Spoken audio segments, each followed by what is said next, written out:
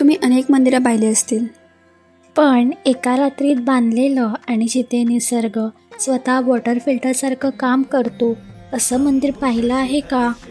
संगमेश्वर स्टेशनपासून अवघ्या 5 ते 7 किलोमीटर असलेलं हे आहे श्री स्वयंभू सप्तेश्वर मंदिर.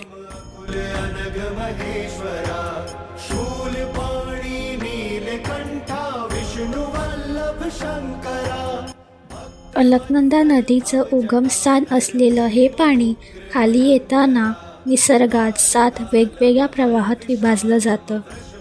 इथली सर्वात अद्भुत गोष्ट म्हणजे इथली नॅचरल वॉटर सिस्टीम.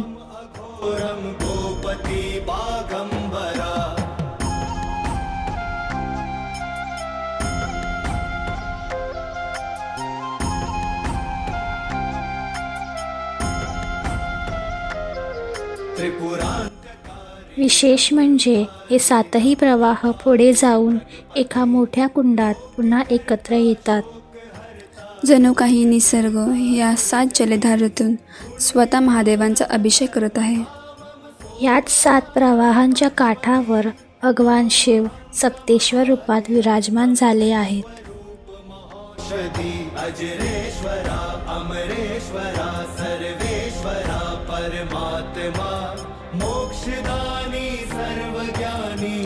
मंदिराकडे पाहिलं तर हे हेमाडपंथी शैलीशी मिळते जुळते आहे.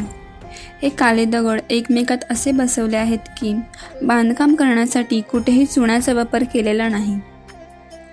दंतकथा असं सांगते की पांडवांनी त्यांच्या वनवासाच्या दरम्यान हे मंदिर एका रात्रीत उभारले होते. मोबाईल नेटवर्कच्या पलीकडे जिथे फक्त शांतता आणि इतिहास बोलतो अशा जागृत ठिकाणी आम्ही आमच्या देवभूमी सिरीजच्या पहिल्या भागाची शेवट करत आहोत.